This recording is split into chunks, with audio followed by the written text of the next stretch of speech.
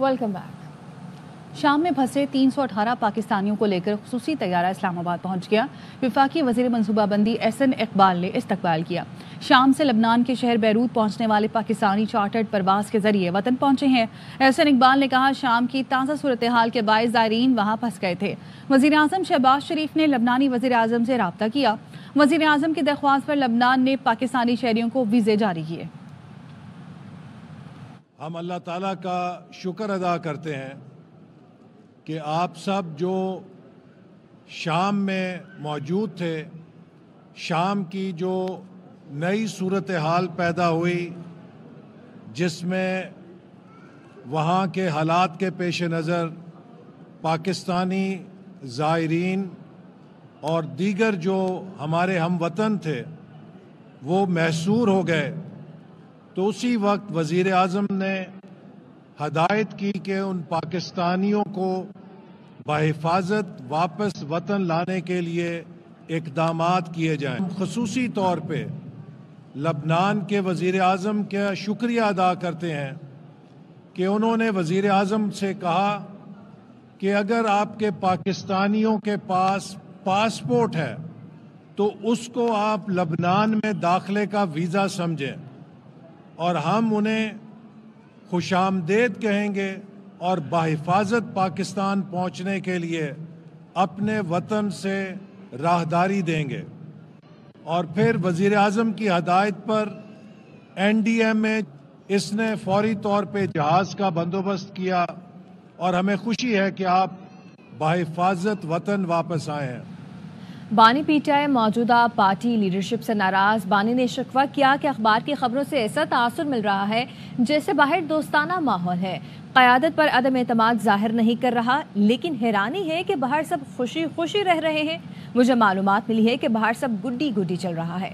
बानी PTI ने Adiala jail की अदालत में सहाफ़ियों से गुफ्तगू के दौरान पार्टी क़यादत से मुतालिक शिकायतें की हैं।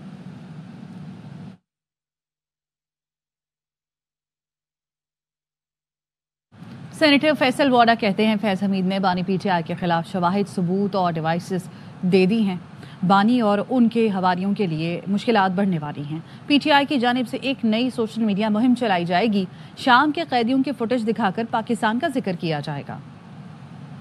साहब के लिए मुश्किलात इंतहाई दर्जे की बढ़ गई हैं। अगर मिलिट्री ट्रायल होगा, फैज हमीद शवाहिद और गवाहियां और डिवाइसेस दे चुका है जिसमें इमरान खान साहब फंस जाते हैं। और जो आप कह रहे हैं ना चार्ज शीट है, ये हमारी कन्वेंशनल कोर्ट्स की तरह चार्ज शीट नहीं है। फौज अपनी अदालत में फैसला समरी ऑफ एविडेंस होता है, पहले समरी ऑफ एविडेंस होता है, उन्होंने कंपाइल कर लिया, ये गुनाहों की सजा तो कंफर्म होगी। मुझे इसके अंदर कोई रास्ता नजर नहीं आ रहा। ट्रायल एक का इधर होगा तो दूसरे का जर्मनी में तो नहीं हो सकता ना। हमके कल परसों तरसों में फिर एक campaign social media team PTI की लेके आ रही है जिसमें सीरिया की वीडियोस कैदियों की ये शो किया जाएगा कि पाकिस्तान की वो कैदी हैं।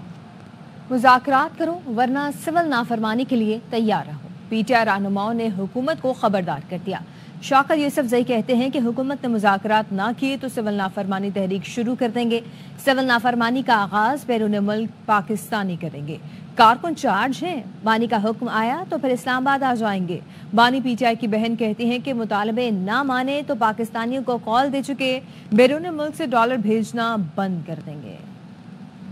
इंसाफ ने 14 दिसंबर से सिविल नाफरमानी की तारीख का ऐलान किया है और वो ऐलान अब तक बरकरार है। हुकूमत अगर मुज़ाकरात नहीं करती तो फिर सिविल नाफरमानी का भी आगाज हो जाएगा और उसका आगाज ओवरसीज पाकिस्तानियों से होगा। वर्कर भी चार्ज हैं। अगर खान साहब एक और तारीख का ऐलान करते हैं इस्लामाबाद की तरफ कहीं पे भी धरने की, तो आज भी लोग उससे ज्यादा निकलेंगे। एक जुडिशल कमीशन इन सीनियर मोस्ट सुप्रीम कोर्ट जजेस के नीचे जो 9 मई और 26 नवंबर की तहकीकात करेंगे। दूसरी जो नाहक कैद में और जो मजीद आप कैद करते जा रहे हैं, बस कर दें, इनको रिहा करें। ये दो मुतालबात ना माने गए। पाकिस्तानियों को कॉल दे चुके हैं कि आप अपनी रेमिटेंसेस डॉलर्स पाकिस्तान ना भेजें। सिविल नाफरमानी की तलवार के साथ बात नहीं होगी, शर्तों के साथ बात नहीं हो सकती, इरफान सिद्दीकी ने वाज़ेह कर दिया। नून लीगी रहनुमा ने कहा, PTI कहती थी चोरों से बात नहीं होगी, पहले सर्टिफिकेट जारी करे, हम अब चोर हैं या नहीं, डाकुओं से हाथ मिलाने को तैयार है तो फिर ठीक है। आज के साथ बंधी हुई बात नहीं होगी, सिविल नाफरमानी की तलवार लटकी हुई है तो बात नहीं होगी। ایک بات کہتے چلے آئے ہیں کہ ہم نے چوروں سے بات نہیں کرنی، کسی سے بھی بات کر لینی ہے، لیکن یہ MLN سے بات نہیں کرنی، پیپلز پارٹی سے بات نہیں کرنی۔ پہلے وہ یہ سرٹیفکیٹ جاری کریں کہ آیا ہم اب بھی چور ہیں یا نہیں ہیں۔ ڈاکوؤں سے ہاتھ ملانے کے لیے تیار ہیں تو پھر ٹھیک ہے، پھر راستے کھلے۔ حکومت سے ابھی مذاکرات نہیں ہوئے ہیں، عمر ایوب اسد قیصر نے بتا دیا ہے۔ عمر ایوب نے کہا کہ ہم نے مذاکراتی کمیٹی بنا دی ہے، حکومتی جواب کا انتظار ہے۔ اسد قیصر نے واضح کیا کہ مذاکرات خفیہ نہیں، سب کے سامنے ہوں گے۔ سابق صدر عارف الوی بولے یہ ڈھیٹ لوگ ہیں، شاید مذاکرات نتیجہ خیز نہ ہوں۔ سچ حکومت کے ساتھ مذاکرات نہیں ہوئے۔ وزیر اعظم عمران خان صاحب نے مذاکراتی کمیٹی کا نام بھی بتا دیے، ہم لوگ اویلیبل ہیں۔ ہم نے کہا ہم لوگ ساروں کے ساتھ مذاکرات کے لیے تیار ہیں۔ ابھی ان کی سائڈ سے مطلب پہلی چال چلیں گے وہ، یا پھر وہ آفر کریں گے تو پھر آگے چیز اگر ڈائلاگ ہوں گے اور باقاعدہ تو ہم پوری مطلب پبلک کے سامنے کریں گے، میڈیا ہوگا اور اوپن ہوگا، کوئی خفیہ ڈائلاگ نہیں ہوں گے۔ تو ہمیشہ سے کہتے تھے مذاکرات کرو، اگر پریشر ہوئی ہے تو پازیٹیو ہوگی، اور کوئی پتہ نہیں ڈھیٹ لوگ ہیں۔ PTI والوں نے دیکھ لیا اب کہیں اور سے فیضیاب نہیں ہو سکتے، اس لیے مذاکرات کی بات کر رہے ہیں۔ پیپلز پارٹی کی سینیٹر شری رحمان کی تیر اندازی، بولی بات تو سچ ہے اس لیے مرچیں تو لگیں گی۔ صبح کچھ کہتے ہیں، شام کو کچھ اور ہدایات مل جاتی ہیں۔ اب بھی سول نافرمانی کی کال دی ہوئی ہے، پہلے جو کچھ کیا ہے کون سے معافی مانگے۔ وزیر اعلیٰ KP علی امین گنڈاپور سے سابق وفاقی وزیر محمد علی دورانی کی ملاقات ہوئی ہے۔ موجودہ ملکی سیاسی صورتحال اور سیاسی مفاہمتی عمل کو آگے بڑھانے پر تبادلہ خیال کیا گیا ہے۔ ملکی سیاسی میدان میں مفاہمت کے عمل کے لیے مشترکہ کوششوں پر اتفاق بھی کیا گیا۔ وزیر اعلیٰ کے مشیر اطلاعات بیرسٹر سیف بھی ملاقات میں موجود تھے۔ وزیر اعلیٰ علی امین گنڈاپور نے جماعت اسلامی رہنما لیاقت بلوچ اور JDA کے رہنما صفدر عباسی سے ٹیلی فونک رابطہ بھی کیا۔ ٹیلی فونک گفتگو میں ملکی سیاسی صورتحال پر تبادلہ خیال کیا گیا۔ مفاہمت کے عمل کو موقع دینے اور کوششوں کو تیز کرنے پر اتفاق بھی کیا گیا۔ مذاکرات کی بات ایک جھانسا ہے، فیض حمید کو بچانے کے لیے PTI والے مذاکرات کا ڈھونگ کر رہے ہیں۔ نون لیگ کے سینیٹر طلال چودھری کہتے ہیں ایسے مذاکرات نہیں ہوں گے جس سے فیض حمید اور بانی PTI کا احتساب نہ ہو، جس سے ملک کو نقصان پہنچانے والوں کا احتساب نہ ہو۔ ایک اور کوچ ناراض، جیسن گلیسپی بھی مستعفی۔ PCB نے استعفیٰ منظور کرتے ہوئے عاقب جاوید کو ریڈ بال کا عبوری ہیڈ کوچ بھی مقرر کر دیا۔ گلیسپی اپنے نائب ٹم نیلسن کے معاہدے کی تجدید نہ ہونے پر ناراض تھے۔ پاکستان اور جنوبی افریقہ کی ٹیمیں آج دوسرے میچ میں ٹکرائے گی۔ سینٹورین کا سپر سپورٹس پارک پاکستان کا پسندیدہ گراؤنڈ ہے۔ اس میدان میں قومی ٹیم جنوبی افریقہ سے کوئی بھی T20 نہیں ہاری۔ تمام میچ اے اسپورٹس پر براہ راست دکھائے جا رہے ہیں۔ HBL PSL سیزن 10 کے لیے غیر ملکی کھلاڑیوں کی رجسٹریشن کا عمل شروع ہو گیا ہے۔ میگا ایونٹ کا پلیئر ڈرافٹ 11 جنوری کو ہوگا۔ کیٹیگریز کی تجدید کا اعلان 17 دسمبر کو کیا جائے گا۔ پاکستان کا سب سے بڑا کرکٹ میلہ 8 اپریل سے 19 مئی تک پاکستان کے مختلف میدانوں میں سجے گا۔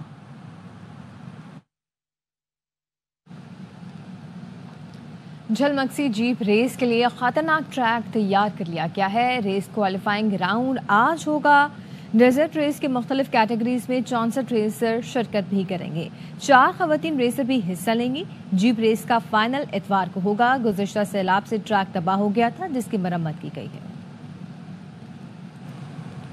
ملک کے شمالی علاقہ جات میں آج بھی یکبستہ ہواؤں کا راج برقرار رہے گا۔ کوئٹہ میں موسم شدید سرد، پارہ -5 ڈگری تک گرنے کا امکان ہے۔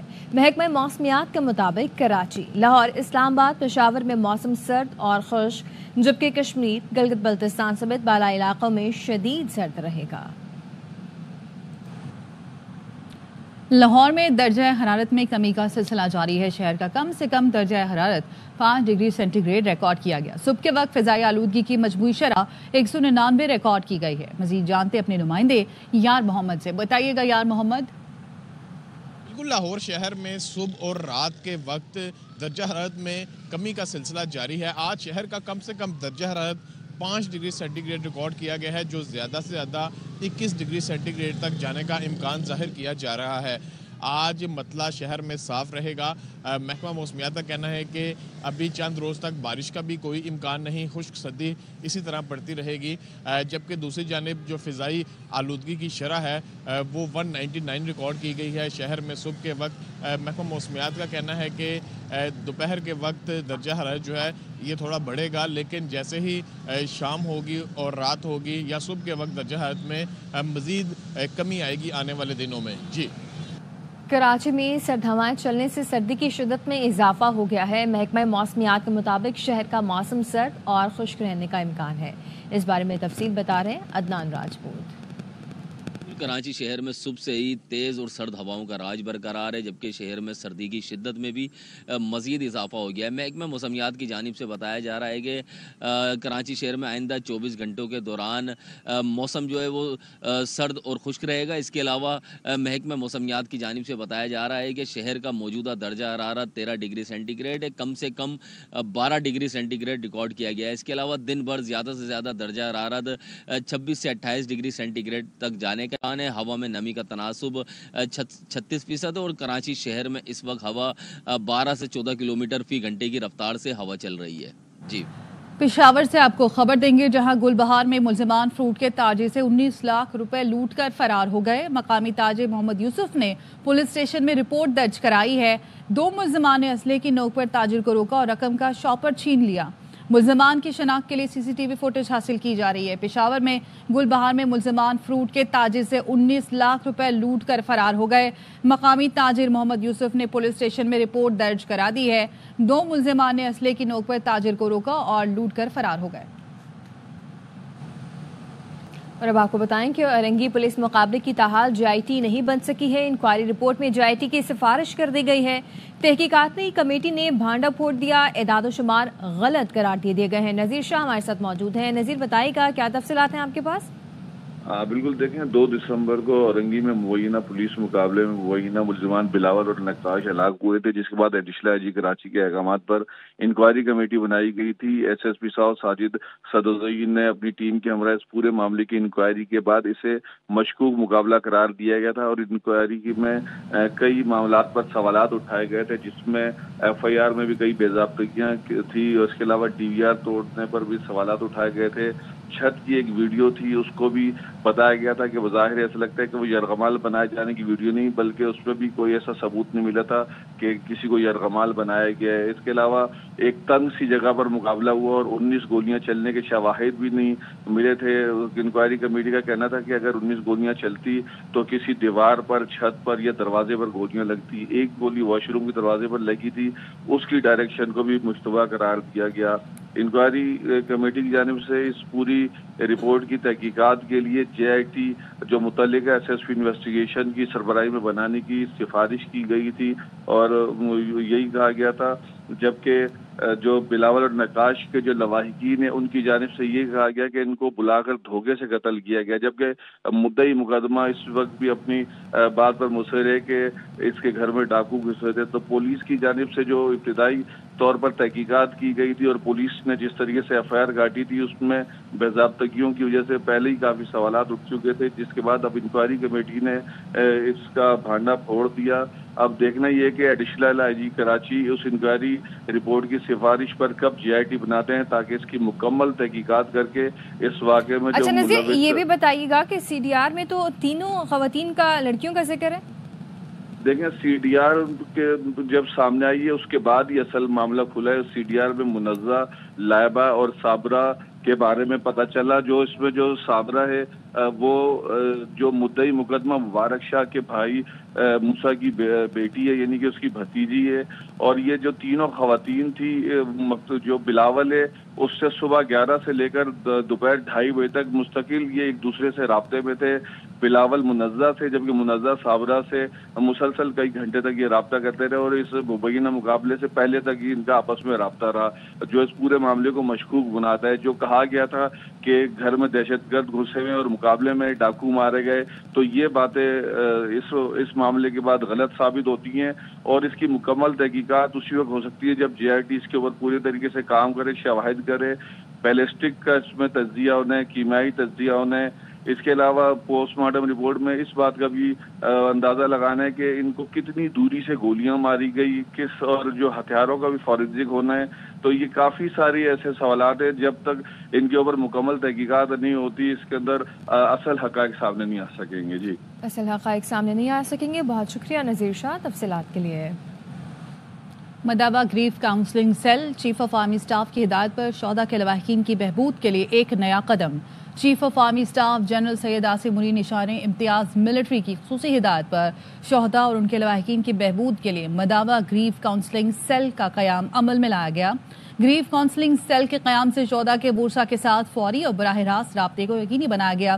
گریف کاؤنسلنگ سیل میں خصوصی مددگار ٹیموں کو تشکیل دیا گیا ہے جو آرمی آفیسرز اور ماہرین نفسیات پر مشتمل ہیں. مددگار ٹیم شہادت کے بعد شہید کے آبائی گھر تعزیت کے لیے جاتی ہے. مددگار ٹیم میں شامل ماہر نفسیات شہید کے لواحقین سے تفصیلی ملاقات میں ان کے ذہنی تناؤ کی تشخیص کرتے ہیں.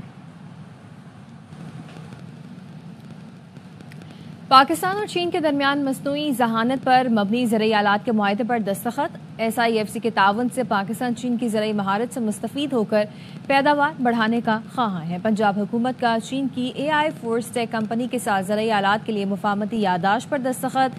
زرعی شعبے میں جدید روبوٹک ٹیکنالوجی متعارف کرانے کا مقصد پاکستان کی اقتصادی ترقی میں انقلاب برپا کرنا ہے. اس کے ساتھ ہی نیوز بلیٹن سے فی الوقت اتنا ہی. مزید خبروں کے لیے دیکھتے رہیے ARY.